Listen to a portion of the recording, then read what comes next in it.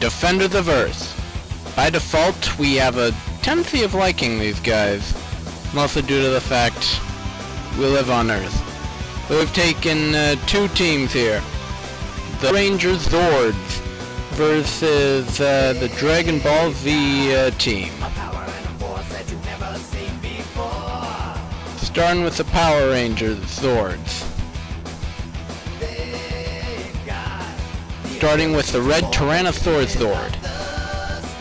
It definitely has the most individual combat time out of the first 5, due to not only does everyone think Tyrannosaurus are cooler, but it actually has fists for punching people.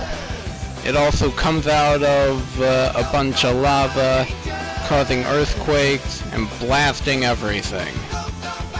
Get a hobby. Next, the Mastodon Zord, with a lot of ice attacks and just a very large frame. Its head also is used as the Megazord shield, so I would hope it's tough. The Saber-Toothed Tiger Zord, probably the fastest ground Zord of the team.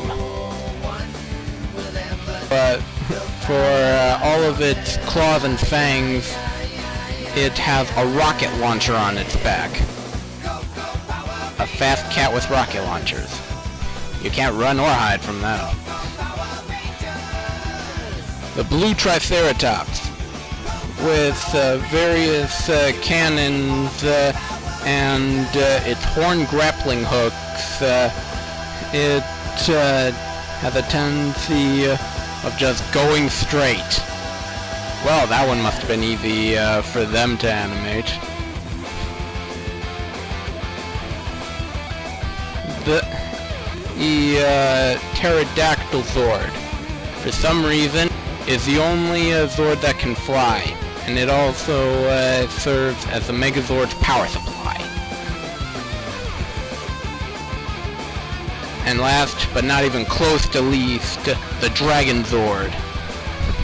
Due to its short arms, it doesn't punch too much, and has a large count in tail attacks, along with having its arms be mixed with rocket launchers. Next up is the Dragon Ball team. For this to be accurate, I had it where only the teammates who were born on Earth were to participate, and it would be about the time of the Frieza saga, because you gotta admit, they kinda become worthless after that. Yes, they still fight here and there, but that's not the point. Starting off with Piccolo. He is a Namekian, though when his father died, he's more or less what was left, so he was technically born on Earth, with a large variety of beams and hand-to-hand combat attacks. Also, he's able to regenerate his arms. Kid Gohan. Well, that is the one that was used at that time. He was a bit of a wimp, but he does know standard attacks and did at one point learn to fire his ki. Krillin, considered one of the weaker members of the team. He's short, and the moves given to him were mostly assume. Because how do you make things like a big ball that can explode and hit everyone, or a spinning laser blade into a Pokemon move? Good luck with that one. Tien. He won one of the tournaments in the starting series when Goku was just a kid. He has many powers and goes particularly fast.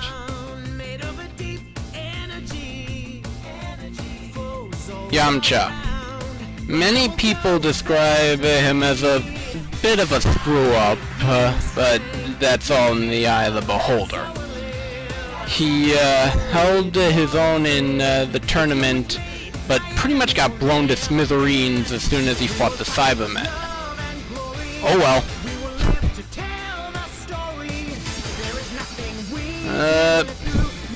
It was kinda hard finding any combat data for Chaozu, but pretty much all I found was him flying, blowing stuff up, and blowing himself up. So this is going to get ridiculous.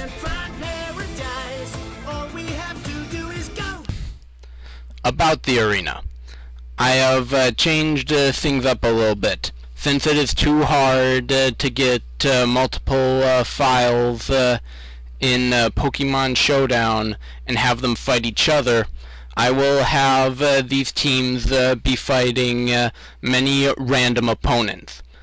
They will be scored based on how many opponents they've taken out, how much damage they did to opponents, whether or not they won, how many allies are left, and how much health was left with the allies.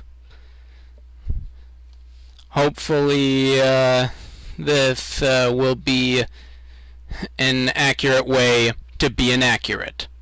And I will be using both teams to the best of what I believe to be their abilities. That's all the fighters. Hope to see you at the arena.